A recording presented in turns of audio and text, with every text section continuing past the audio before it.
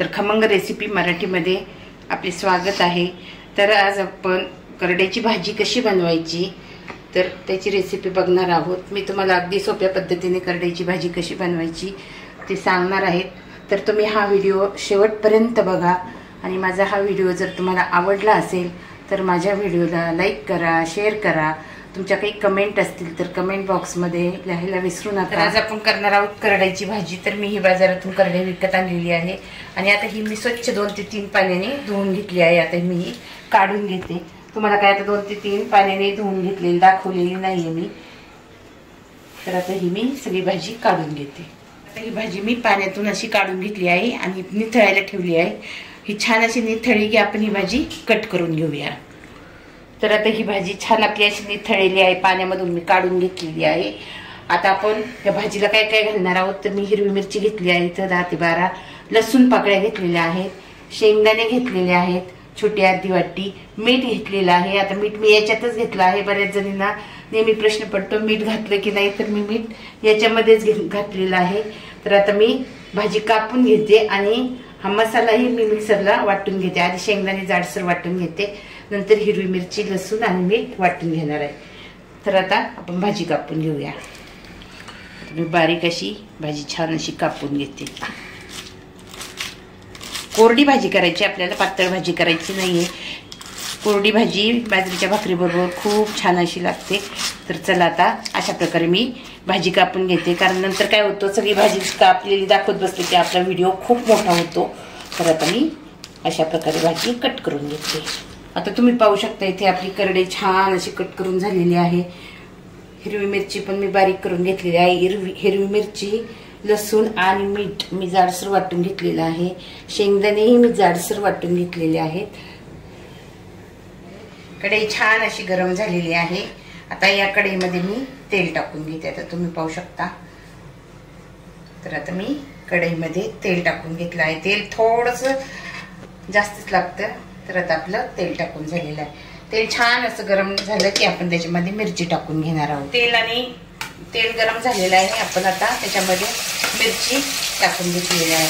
मिरचीचा कच्चेपणा दूर झाला की आपल्याला लगेच शेंगदाण्याचा कूट आपल्याला त्याच्यामध्ये घालून घ्यायचं आहे, कारण आपण कच्चीच मिरची वाटून घेतलेली आहे ना, त्याच्यामुळे आपल्याला ही मिरची छान अशी तेलामध्ये परतून घ्यायची आणि तेलामध्ये परतली की भाजीला पण छान अशी चव येते आणि मिरची ही आपली छान अशी परतली जाते।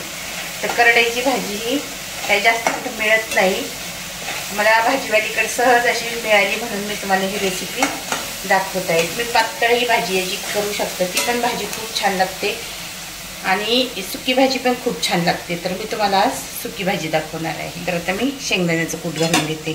हा कूट मी जाडसर असा करून घेतलेला आहे, एकदम बारीक करून घेतलेला नाही। तर तो कूटही आपल्याला छान असा परतवून घ्यायचा आहे। तर शेंगदाणे मी भाजून घेतलेले आहेत, त्याच्यामुळे जास्त वेळ कूट परतवायची आपल्याला गरज लागणार नाही। झालेलं आहे। तर आता आपण जी करड्याची भाजी कट करून घेतलेली आहे ती भाजी आपण अशी थोडी थोडी टाकून घेणार आहोत। आपण जशी मेथीची भाजी थोडी थोडी करून टाकली होती तशीच आपण करड्याची भाजी थोडी थोडी करून टाकून घेणार आहोत। आता अशा प्रकारे मी सर्व भाजी टाकून घेते। तर आता ही भाजी छान अशी परतून तुम्ही पाहू शकता। आता जी उरलेली भाजी आहे ती भाजी ही मी त्याच्यामध्ये टाकून घेते आणि सगळ्या बाजूने आपली जी मिरची आणि शेंगदाण्याचं कूट आहे आपल्या भाजीला सर्व बाजूने लागला पाहिजे। तर आता मी उरलेली सर्व भाजी त्याच्यामध्ये घालून घेते। आता ही भाजी आपण मिक्स करून घेऊ। तुम्हाला जर त्याच्यावरती झाकण ठेवायचं असलं तर तुम्ही झाकणही ठेवू शकता, किंवा तुम्हाला तशी ही भाजी बिना झाकणाची करायची असली तर बिना झाकणाची करू शकता। पण बऱ्याच जणींचं म्हणणं काय असतं, बिना झाकणाची भाजी केली की ते भाजीतली जीवनसत्व निघून जातात। तर मी ही 2 मिनिटासाठी झाकण ठेवून घेणार आहे। आता मी जी ट्रिक वापरली ती ट्रिक वापरून तुम्ही अशा प्रकारे करडईची भाजी करा। अगदी झटपट ही भाजी होते। तुम्हाला बाजारात या दिवसात नक्कीच करडई मिळेल, करडईची भाजी मिळेल। तुम्ही नक्कीच भाजी आणा आणि माझ्या अशा प्रकारे मी जी ट्रिक वापरली त्या प्रकारे तुम्ही करडईची भाजी करून बघा। तर मी 2 मिनिटासाठी झाकण ठेवून घेते। गॅसची फ्लेम ही मीडियम आहे। मीडियम फ्लेमवर आपण भाजी करून घेणार आहोत। तर आता आपण झाकण काढून बघूया। तर भाजीवरचं आता आपण झाकण काढून बघूया। तर आता आपण भाजी व्यवस्थित अशी परत एकदा मिक्स करून घेऊया. आता तुम्ही पाहू शकता की भाजी किती छान अशी तयार झालेली आहे. भाजीला रंगही छान आलेला आहे करडईच्या भाजीला आणि भाजी दिसते खूप छान, खायला पण खूप टेस्टी लागते. तर तुम्ही अशा प्रकारे करडईची भाजी नक्की करून बघा आणि खाऊन बघा. करडई खाल्लेली खूप छान असते. तर आता मी गॅसची फ्लेम बंद करते. तर आता आपण भाजी काढून घेऊया ताटामध्ये.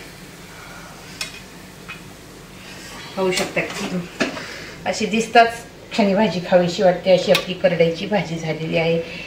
ज्यांना भाजी आवडत नसेल ते सुद्धा आवडीने आपली करडईची भाजी खातील. तर बाजरीच्या भाकरी बरोबर खायला ही भाजी अप्रतिम अशी लागते. तर मी ही बाजरीची भाकरी केली आहे आणि करडईची भाजी तुम्ही करून बघा, खाऊन बघा. आणि शक्यतो ही भाजी हिवाळ्यातच मिळते. तर तुम्हाला जिथे ज्या भाजीवाल्याकडे मिळेल किंवा गावाला तर ही भाजी शेतामध्येच मिळते.